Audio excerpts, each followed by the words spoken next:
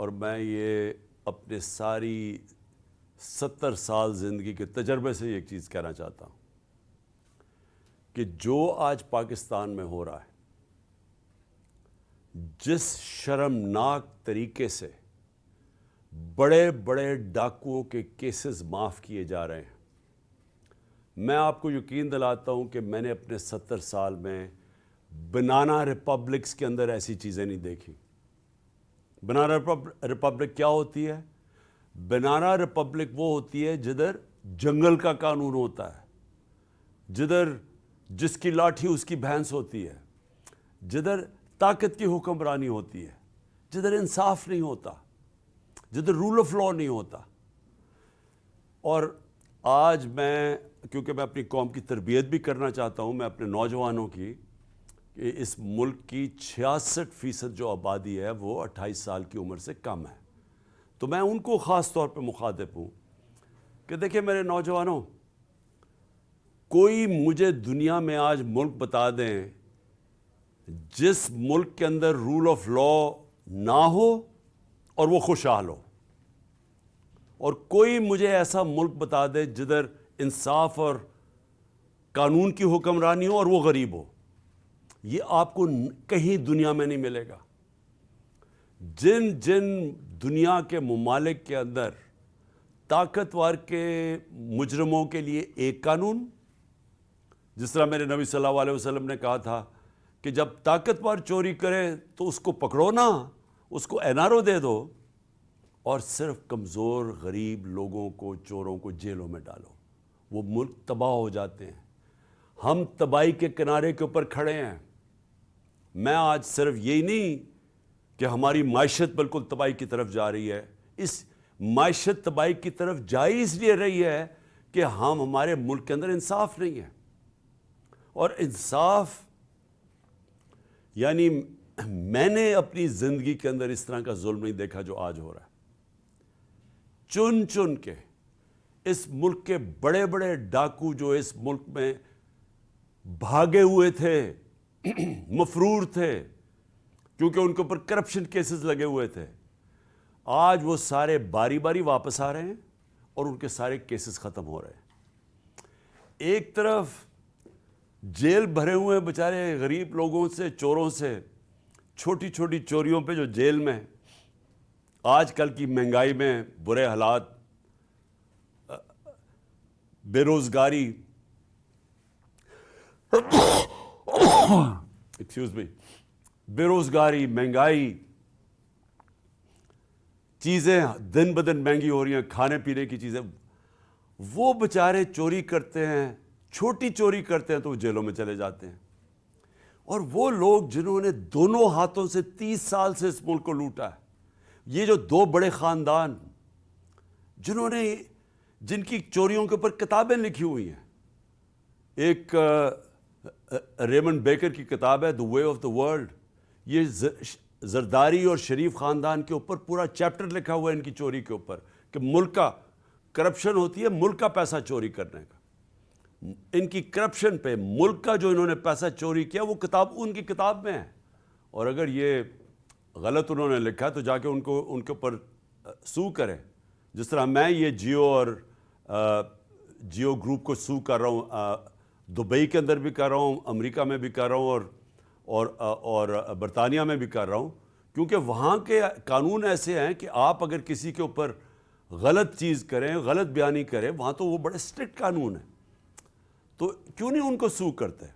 ادھر ایک اور کتاب ہے سوسکنڈ کی، وے آف دا ورلڈ، جس میں وہ بلاول بھٹو کی والدہ بتا رہی ہیں کہ کتنے دنیا کے اندر باہر کے ملکوں میں ان کے بینک اکاؤنٹس ہیں، وہ اس کتاب میں لکھا ہوا ہے۔ BBC کی ڈاکیومنٹریز بنی ہوئی ہیں، BBC نے ڈاکیومنٹریز بنائی ہیں شریف خاندان اور زرداری خاندان کی چوری کے اوپر، تو ان کو ساروں کو پاک کیا جا رہا ہے NRO 2 دے کے۔ NRO جنرل مشرف نے دیا تھا، 4 گنا پاکستان کے قرضے بڑے تھے NRO 1 کے بعد، لوٹ مار ہوئی تھی، ہم نے اٹھایا تھا وہ بینکرپٹ ملک جو 2018 کو ہمیں ملا تھا، کہ جب دیوالیہ نکلا ہوا تھا، اور یہ اب NRO2 جنرل باجوہ نے دیا ان کو کہ یہ اب آئے ہیں سارے پاک ہو کے، اور آہستہ آہستہ ان کے سارے کرپشن کیسز ختم ہو رہے ہیں، اور ایک ایک یعنی قانون بنائے ہیں انہوں نے نیب امینڈمنٹس میں کہ ایک ایک کی کرپشن معاف ہو رہی ہے۔ اور افسوس کی بات یہ ہے کہ سلمان شہباز واپس آتا ہے، ہار پہنائے جاتے ہیں اس کو، اور اس کے بعد وہ پوری پریس کانفرنس کرتا ہے کہ کتنا ظلم ہو گیا سلمان شہباز سے۔ پہلے تو یہ بتاؤ سلمان شہباز کہ آپ کی رمضان شوگر مل کے اندر نوکروں کے پاس 16 ارب روپے 1600 کروڑ روپیہ کیسے ان کے بینک اکاؤنٹس میں آ گیا تھا؟ پھر اگلا جواب دو کہ 4 وہ مارے گئے ہیں، 4 آپ کے گواہ ہارٹ اٹیک سے مرے ہیں، اور جو انویسٹیگیٹ کر رہا تھا ڈاکٹر رضوان وہ بھی ہارٹ اٹیک سے مرا ہے۔ ایک نیٹ فلکس کے اوپر پروگرام دیکھ لیں، اس میں بتایا گیا ہے کہ یہ کیسے ایک نرس نے کتنے لوگوں کا قتل ان کو مارا تھا جو ہاسپٹل میں تھے۔ کیسے مارا تھا؟ وہ صرف انسولین انجیکٹ کرتے تھے، ان کے اندر انسولین انجیکٹ کرتے تھے اور اس سے ہارٹ اٹیک ہو جاتا تھا اور پتہ بھی نہیں چلتا تھا۔ تو کبھی کسی نے کوشش تو کرے کہ ایک دم یہ سارے لوگوں کو ہارٹ اٹیک کیسے ہو گئے، اور جب وہ مر گئے سارے تو یہ واپس آ گئے، اور واپس آ کے کہتے ہیں جی بہت بڑا یہ بے قصور آدمی ہے۔ اس کے علاوہ اسحاق ڈار بھی صاف ہو گیا۔ اسحاق ڈار نے $5 ملین کا جب نیب نے پوچھا کہ جناب آپ نے بچوں کو $5 ملین بھیجے، کدھر سے آیا پیسہ؟ کہتا جی دبئی کے شیخ نے میں نے اس کا یہ کام کیا تھا، اس نے دیا۔ انہوں نے کہا اچھا جناب رسید بتا دیں کہ کس نے پیسہ دیا ہے۔ جیسے انہوں نے رسید مانگی، پرائم منسٹر کے جہاز میں بیٹھ کے ملک سے باہر بھاگ گیا۔ اور یہ شریف خاندان کا یہ جو بڑے بڑے انکشاف ہوا تھا، ان کی ایون فیلڈز اپارٹمنٹ یہ جو مے فیئر کے اندر ان کے 4 سب سے لندن کے مہنگے علاقے میں جدھر یہ رہتے ہیں، تو آج تک ایک نہیں چیز بتا سکے کہ پیسہ سورس آف انکم کدھر سے آئی تھی۔ اور اسی طرح مجھے افسوس سے کہنا پڑتا ہے کہ آج آصف زرداری کی بہن، وہ سارے اگر سندھ کے اندر جا کے پوچھ لیں کہ وہ جدھر بھی کٹ آتا ہے وہ کدھر جاتا ہے، وہ زرداری مافیا کے پاس جاتا ہے، تو وہ بھی معاف ہو گیا، زرداری بھی معاف، تو یہ سب بچ جائیں گے آپ۔ اور میں یہ اپنی قوم کو یہ آج بتانا چاہتا ہوں کہ میں آپ سے نہیں 26 سال سے یہ چیزیں کہہ رہا تھا، 26 سال سے میں کہتا جا رہا تھا کہ کیونکہ پاکستان میں قانون کی حکمرانی نہیں ہے اس لیے کرپشن ہے، کیونکہ قانون کی حکمرانی نہیں ہے اس لیے قبضہ گروپ ہے۔ کیوں نہیں امریکہ میں قبضہ گروپ؟ کیوں نہیں یورپ میں قبضہ گروپ؟ کیوں نہیں لندن میں کسی کے جو بیچارے آپ کے پاکستانی محنت کرتے ہیں ان کی زمینوں پہ کیوں نہیں قبضے ہوتے؟ پاکستان میں آتے ہیں تو کیوں ہوتے ہیں؟ کیونکہ یہاں طاقت کی حکمرانی ہے، اور یہ ہے جنگ ہماری قوم کے لیے۔ نوجوانوں، یہ جنگ ہم لڑ رہے ہیں، انصاف کی تحریک۔ اب میں دوسرے پہلو پہ آتا ہوں، معیشت کے اوپر۔ میں نے اس کو پچھلے 2 دن بھی بات کی ہے، میں صرف یہ پھر سے اپنی قوم کو آج کہنا چاہتا ہوں کہ کوئی بھی معیشت کو سمجھتا ہے، سب سے پہلا اصول معیشت کا کیا ہے؟ کہ سیاسی استحکام ہو، پولیٹیکل سٹیبلٹی ہو۔ معیشت کبھی بھی اس معاشرے میں نہیں چل سکتی جب لوگوں کو، میں اگر انویسٹر ہوں، میں بزنس مین ہوں، جب مجھے یہی اعتماد نہ ہو کہ میں آج پیسہ لگاتا ہوں تو کل کیا ہوگا، مہینے کے بعد کیا ہوگا، 6 مہینے کے بعد کیا ہوگا۔ انسرٹنٹی جب ہوگی معاشرے میں، کبھی بھی اس معاشرے کے اندر سرمایہ کاری نہیں آتی۔ آج بزنس بالکل رک گئی ہے پاکستان میں۔ 88% پاکستان کے بزنس مین کہتے ہیں کہ ہمیں کوئی اعتماد اس حکومت پہ نہیں ہے۔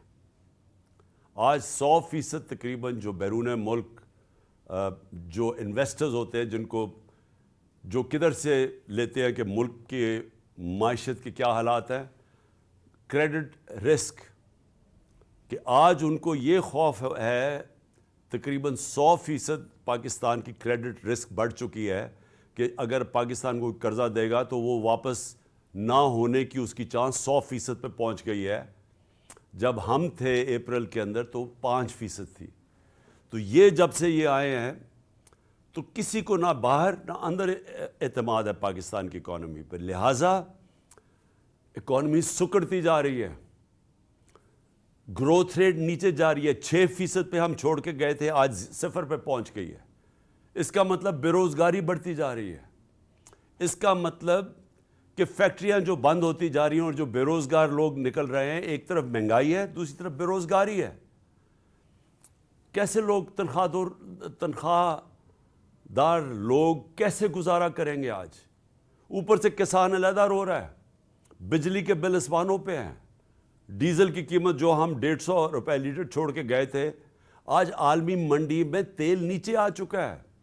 ہمارے دور میں 115 سے لے کے 103 روپے $103 تھا، 115 سے $103 بیرل تھی انٹرنیشنل مارکیٹ میں، آج وہ $80 سے نیچے آ گئی ہے۔ لیکن ڈیزل کدھر ہے، پٹرول کدھر ہے، کیسے بجلی کی قیمت آج کدھر ہے؟ ہم 17-18 روپے یونٹ پہ چھوڑ کے گئے تھے، آج وہ 40 روپے سے اوپر چلا گیا۔ کس طرح لوگ پیسے دیں گے؟ کسان جس کے پاس پیسہ آیا تھا ہمارے دور میں، اس نے اپنی زمین پہ لگایا تھا، جس کی وجہ سے ریکارڈ پیداوار ہوئی تھی، 4 بڑی بڑی فصلوں کی ریکارڈ پیداوار ہوئی تھی۔ آج کسانوں سے پوچھیں کیا حالات ہیں ان کے؟ کسان علیحدہ پسا ہوا ہے، بزنس مین علیحدہ پسا ہوا ہے، انڈسٹری ہماری بند ہو رہی ہے، سروسز، یہ جو آئی ٹی کے اندر ہم نے اتنے انسینٹیوز دیے تھے، ہماری 75% آئی ٹی ایکسپورٹس بڑھی تھی، ان کے انسینٹیوز انہوں نے واپس لے لیے ہیں۔ تو سوال یہ ہے کہ اب ہم کدھر سے آمدنی بڑھائیں گے اپنے قرضے واپس کرنے کے لیے؟ اگر ایک ملک کے اوپر قرضہ چڑھا ہوا ہے، گھر پہ قرضہ چڑھا ہوا ہے، تو وہ واپس کیسے کرتا ہے؟ آمدنی بڑھا کے۔ تو جب آمدنی سکڑتی جا رہی ہے تو قرضے ہم نے کیسے واپس کرنے ہیں؟ ہم کیسے جو ہماری آگے لائبلٹیز آ رہی ہیں ہم کیسے واپس کریں گے؟ ان کے پاس تو کوئی پلان نہیں ہے۔ آج ذرا صرف میں بتانا چاہتا ہوں تھوڑی سی قیمتیں جو عام آدمی کو آج افیکٹ کرتی ہیں۔ پیاز، لوگ کئی پیاز اور روٹی کھاتے ہیں، 400% اس کی قیمت بڑھ چکی ہے پیاز کی۔ ٹماٹر، یہ بھی عام لوگ جو گوشت نہیں کھا سکتے وہ لوگ روٹی کے ساتھ ٹماٹر کے ساتھ روٹی کھاتے، 300% بڑھ چکی ہے اس کی قیمت۔ آٹا یعنی روٹی کے بغیر کون گزارا کرتا ہے، 100% قیمت بڑھ چکی ہے آٹے کی۔ دالیں، 50% قیمت بڑھ چکی ہے دالوں کی۔ گھی، عالمی مارکیٹ میں نیچے آ گیا پام آئل، آج گھی کی 50% قیمت بڑھ چکی ہے۔ میں یہ اس لیے آپ کو بتا رہا ہوں کہ جو عام لوگ ہیں سوچیں کہ وہ کیسے گزارا کرتے ہوں گے آج۔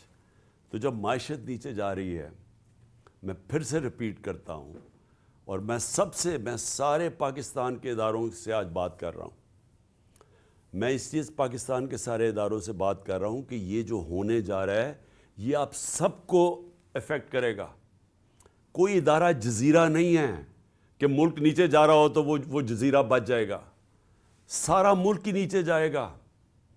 یہ مجھے تو ایسے لگتا ہے کہ یہ ایک سازش کے تحت ہمارے ملک سے ہوا ہے، کہ ایک جس طرح کسی نے پلان کر کے ہمارے ملک کو اس طرف لے کے جا رہا ہے کہ ملک اگر خدا نخواستہ ڈیفالٹ کر جائے تو اس کے بعد سب سے پہلے ملک کی نیشنل سیکیورٹی متاثر ہوگی۔ اور نیشنل سیکیورٹی ہم سب جانتے ہیں کہ نیشنل سیکیورٹی جو پاکستان 7 گنا بڑا ملک ہے ہمارے ساتھ، جس کے ساتھ 3 جنگیں ہو چکی ہیں، تو اگر ہمیں تو صرف اعتماد یہ ہے کہ ہمارے پاس ایک ایسا ہتھیار ہے جس کی وجہ سے کوئی ہمیں حملہ نہیں کرے گا، لیکن اگر ملک ہی بینکرپٹ ہو گیا تو جو لوگوں نے ہمیں پھر وہاں سے بیل آؤٹ کرنا ہے وہ کیا قیمت مانگیں گے؟ ہم سب جانتے ہیں وہ کیا قیمت مانگیں گے۔ میں یہ ویسے واضح آج کرنا چاہتا ہوں کہ میں یہ ایک تاثر دیا جا رہا ہے کہ جناب ہم چاہتے ہیں کہ ملک کی اسٹیبلشمنٹ ہماری مدد کرے۔ یہ جب ہمارے خلاف یہ دھرنے دیے جا رہے تھے اور یہ جب کہا جا رہا تھا کہ جی ساری جو پی ڈی ایم کی جماعتیں ہیں یہ سارا وقت کہہ رہے تھے کہ جی ان کو چھوڑ کے تو ہماری مدد کریں۔ میں بالکل کسی سے کوئی مدد نہیں مانگ رہا.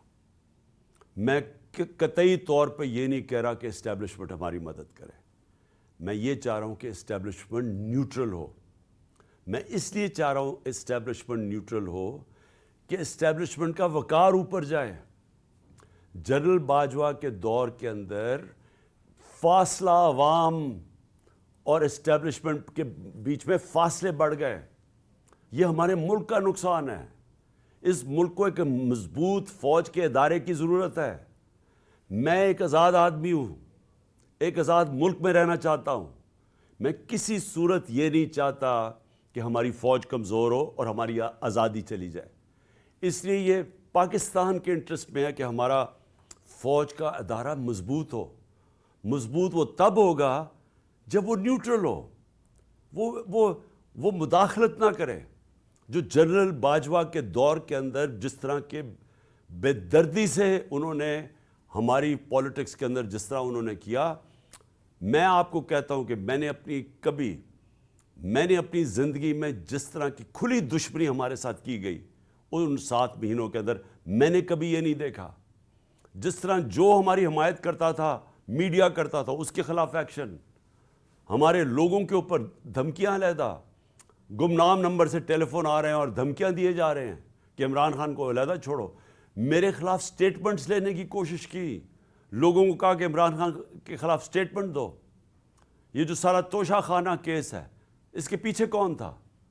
کون ان کو پکڑ کے یہ لوگوں سے سٹیٹمنٹس دلوا رہا تھا؟ اور اس کے علاوہ جو ارشد شریف سے ہوا, جو اعظم سواتی سے ہوا اور ہو رہا ہے, جو شہباز گل سے ہوا, جو جمیل فاروقی سے ہوا, صرف اس لیے کہ وہ ہمارے حق میں سٹیٹمنٹس دے رہا تھا, جو ٹی وی چینل سے کیا گیا. کبھی میں نے آپ کو بتایا کہ میں نے جنرل مشرف کے مارشل لاء کی میں سخت خلاف تھا اور انہوں نے میں نے جیل گیا ان کے دور میں.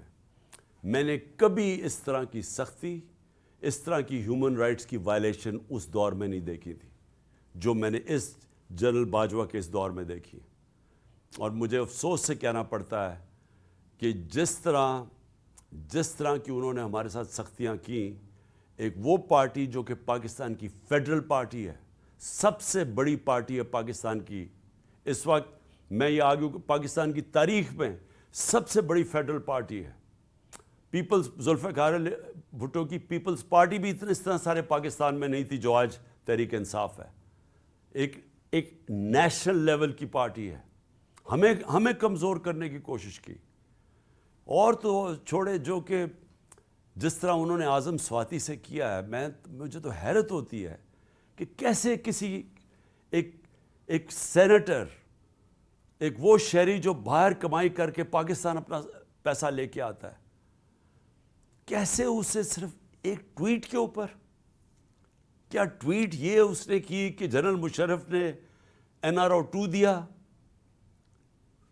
سارا پاکستان جانتا ہے کہ جنرل مشرف نے جنرل باجوہ نے NRO2 دیا, مشرف نے NRO1 دیا, سب کو پتہ ہے. ہمیں کئی دفعہ انہوں نے کہا جب ہم گورنمنٹ میں تھے کہ جی چھوڑ دیں احتساب کو, چھوڑ دیں اقتصادیات کے اوپر کانسنٹریٹ کرو, اکانومی پہ کانسنٹریٹ کریں, احتساب کو بھول جائیں.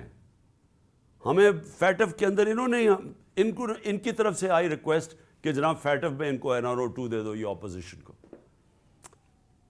تو ہمیں تو پتہ ہے کہ NRO2 کس نے دیا ہے. تو اگر اعظم سواتی نے یہ ایک ٹویٹ کر ہی دی, یہ اس کی اتنی بڑی سزا تھی کہ اس کو پہلے پوتوں اور پوتیوں کے سامنے گھر میں 3 بجے گھس کے مارا گیا, پھر اس کو ننگا کر کے ISI نے اس کو مارا علیحدہ, اور اس کے بعد اس کو جو کیسٹ اس کی بیوی اور بیٹی کو دی گئی وہ گندی کیسٹ, اور اس کے بعد اب اس کے اوپر 30 کیس اور کر دیے. اس عمر میں آدمی کو کبھی کوئٹہ جا رہا ہے اور کبھی سندھ جا رہا ہے, اور میں آج کوئٹہ اور سندھ کے ہائی کورٹس کو سلام پیش کرتا ہوں کہ جس طرح انہوں نے سٹینڈ لیا اس کے اوپر. لیکن کیا یہ ایک مہذب معاشرے میں, ایک ڈیموکریٹک معاشرے میں ہوتا ہے؟ یہ تو ڈکٹیٹرشپ میں بھی اتنا برے حالات نہیں تھے. اور اس کے بعد شہباز گل, اس کے اوپر 8 کیس اور کر دیے. میں ایکس پرائم منسٹر پاکستان کا، مجھے پتہ ہے کس نے گولیاں، کون یہ، کس نے میرے اوپر قاتلانہ حملہ کیا، مجھے پتہ ہے وہ کون ہے. میں اپنی ایف آئی آر نہیں کٹوا سکا تو اور کون کٹوائے گا پاکستان میں؟ اور کون آج مجھے بتائیں کمزور آدمی، اگر ایکس پرائم منسٹر سب سے بڑی پارٹی کا ہیڈ اگر وہ نہیں کر سکتا تو باقی کون کر سکتا ہے؟ تو یہ ہیومن رائٹس کا حال ہے آج. ہم بات کرتے ہیں کہ جی مقبوضہ کشمیر میں بہت بڑے برے حالات ہیں، تو یہاں کیا ہیں؟ یہاں کون سے ہیومن رائٹس رہ گئے ہمارے؟ اور مجھے بڑے افسوس سے کہنا پڑتا ہے، میں پوری رسپیکٹ سے میں اپنی اعلیٰ عدلیہ سے پوچھنا چاہتا ہوں کہ دیکھیں، اگر آپ ہمارے فنڈامنٹل رائٹس کی، اگر آپ ان کی حفاظت نہیں کریں گے تو اور کون کرے گا؟ کیوں کوئی باہر سے آ کے ہمیں کرے گا؟ ہم بار بار یہ کہہ بیٹھے ہیں، ارشد شریف کی والدہ کی فریادیں سنیں، ہمیں پتہ ہے اس بیچارے سے کیا ہوا ہے. اگر وہ نہیں اپنی ایف آئی آر کٹوا سکتی، ایکس پرائم منسٹر نہیں کٹوا سکتا. اور میں یہ بھی سوال پوچھنا چاہتا ہوں کہ کیا جنرل مشرف کو جب ہم تنقید کرتے تھے، اور ہم کھل کے جنرل مشرف کی تنقید کرتے تھے، تو کیا ہم فوج کی تنقید کر رہے تھے؟ سب کو پتا تھا کہ جنرل مشرف کی ہم تنقید کر رہے ہیں، ہم فوج کی نہیں. قوم فوج کو پیار کرتی ہے کیونکہ قوم کو پتہ ہے کہ ہمیں وہ آزاد رکھنے والی ہماری فوج ہے. تو آج اگر میں جنرل باجوہ کی جو بھی تنقید کرتا ہے، جنرل باجوہ نے وہ پاکستان سے کیا جو دشمن نہ کر سکے.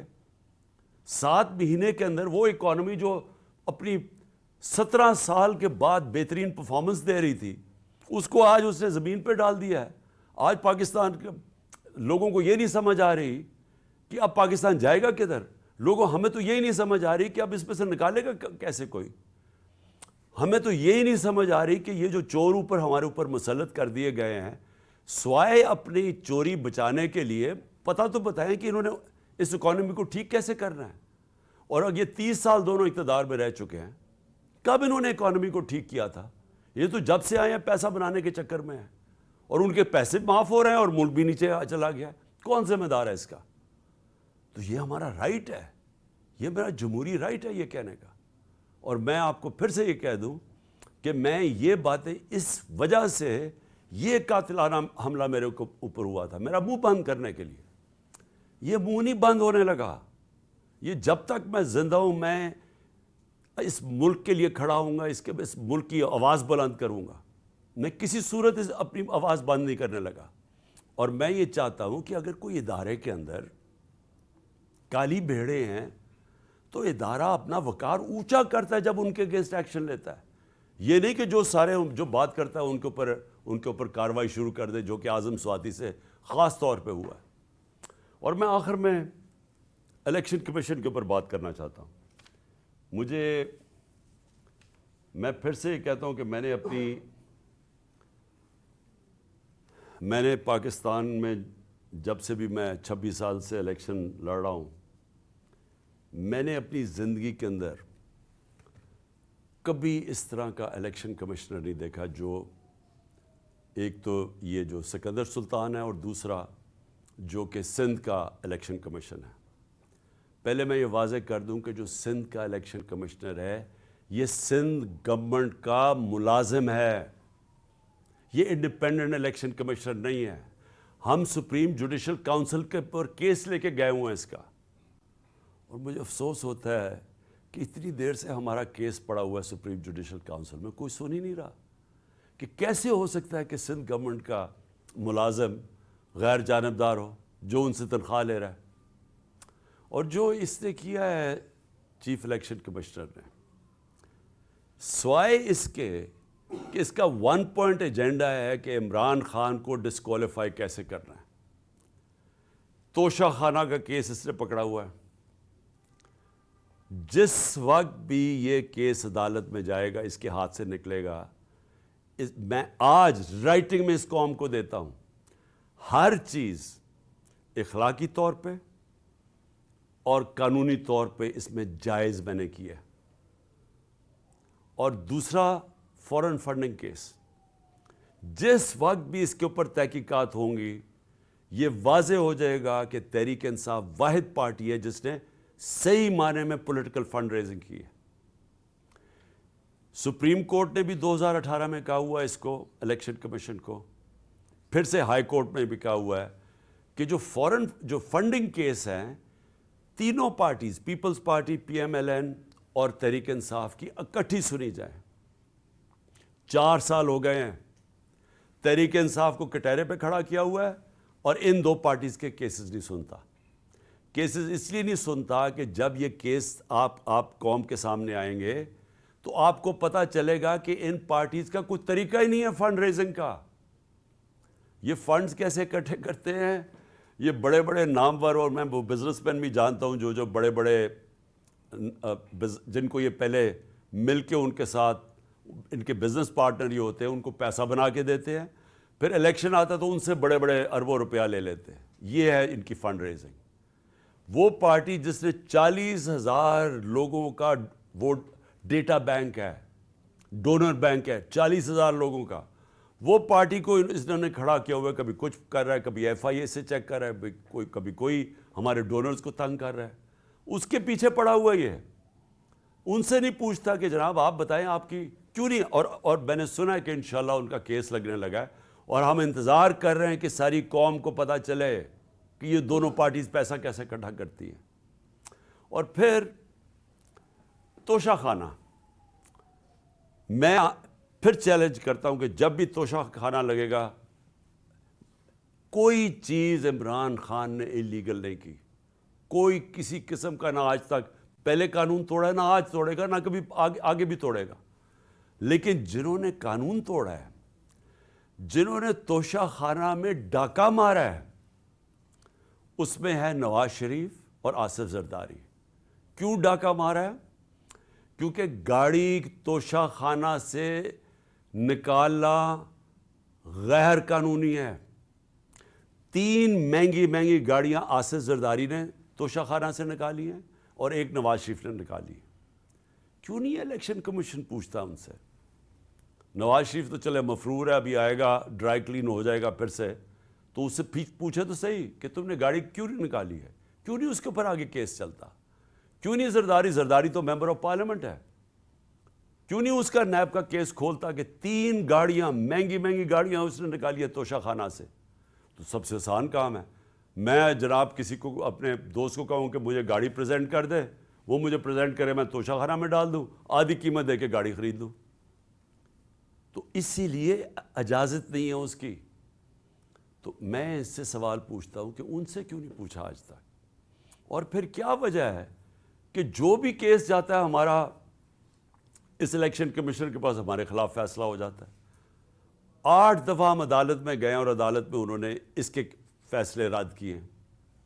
اور اگلا میرا سوال ہے کہ ہم اس کے اگینسٹ عدالت میں گئے ہوئے چیف الیکشن کمیشن کے، ہمارے کیس ہی نہیں سنے جاتے، اور وہ ہر روز ہمارے خلاف نیا کوئی فیصلہ کرتا رہتا ہے۔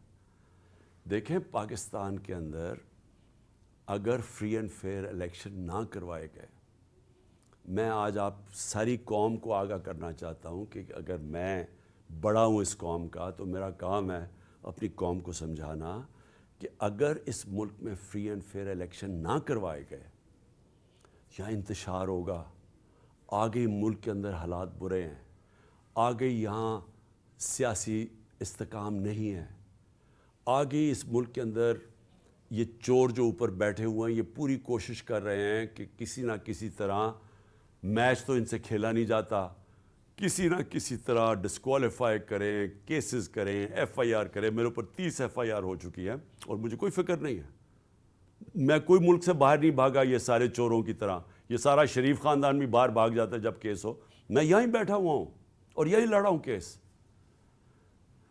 میچ تو یہ کھیل نہیں سکتے، انہوں نے اب یہی الیکشن کمیشن کو استعمال کرنا ہے، اور انہوں نے ایف آئی اے کو استعمال کرنا ہے، انہوں نے نیب کو استعمال کرنا ہے کسی نہ کسی طرح ٹیکٹیکل ناک آؤٹ کرنے کے لیے۔ لیکن اگر اس ملک کے اندر صاف اور شفاف الیکشن نہ ہوئے، میں بڑے عزت سے اپنے اداروں کو، جس میں ہماری عدلیہ بھی ہے، معتبر ہے، اور جس میں پاکستان کی فوج بھی ہے، جن کے پاس جو اس ملک میں ایک پلیئر ہے، میں آپ کو یہ بتانا چاہتا ہوں کہ اگر آپ کو ملک کی فکر ہے تو خدا کے واسطے اس ملک کو صاف اور شفاف الیکشن کی طرف لے کے جائیں۔ اس کے علاوہ کوئی حل نہیں ہے۔ جس دل میں ہم گرتے جا رہے ہیں، اس میں سے نکلنے کا کوئی اور حل نہیں ہے۔ کسی معاشی ایکسپرٹس کو پوچھ لیں، کوئی ماہرین جو کہ پولیٹکس کے ایکسپرٹس ہیں، باہر سے کوئی منگوا لیں اگر آپ کو اندر یہاں نہیں ملتے، سارے آپ کو ایک چیز کہیں گے کہ پہلے پولیٹیکل سٹیبلٹی لے کے آئیں، فری اینڈ فیئر الیکشن کروا کے، اس کے بعد ملک آگے چانس ہے اوپر پھر سے کھڑے ہونے کی، نہیں تو یہ نیچے ہی جا رہا ہے۔ میں نے اپنی ساری مشاورت کمپلیٹ کر لی ہے۔ میں انشاءاللہ 17 تاریخ کو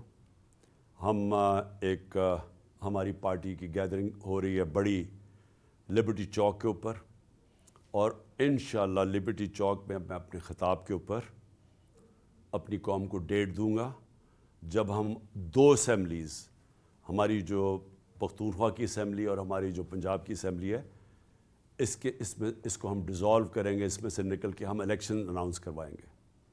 اس کے علاوہ ہمارے جو 123 یا غالباً 125 نیشنل اسمبلی کے ممبرز ہیں جو انہوں نے ابھی تک استعفے قبول نہیں کیے، ہم نیشنل اسمبلی کے اندر جا کے اسپیکر کے سامنے کھڑے ہو کے کہیں گے کہ ہمارے استعفے قبول کرو، تاکہ ہم نیشنل اسمبلی سے بھی ریزائن کریں، اور پھر تقریباً 70% پاکستان کے اندر الیکشن ہوگا۔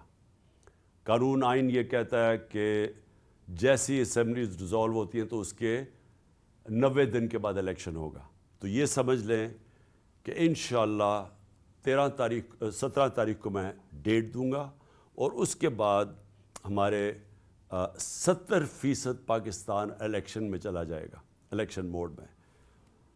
عقل تو یہ کہتی ہے کہ اگر 70% ملک میں الیکشن ہو رہا ہے تو آپ نیشنل اسمبلی سارے ملک کا ہی الیکشن کروا دیں، لیکن بدقسمتی ہماری یہ ہے کہ ہمارے یہاں مجرم جرائم پیشہ لوگ بیٹھے ہوئے ہیں، ان کو کوئی قوم کی فکر نہیں ہے، ان کی دولت ملک سے باہر پڑی ہوئی ہے، روپیہ گرتا ہے تو ان کی دولت میں اضافہ ہو جاتا ہے کہ ان کے پیسے ڈالر میں پڑے ہوئے ہیں۔ ان کا جینا مرنا پاکستان میں نہیں ہے۔ جب بھی مشکل وقت آئے گا یہ پھر اپنا بوریا بسترا اٹھا کے باہر چلے جائیں گے، جدھر یہ بڑے آرام سے زندگی گزار رہے ہیں۔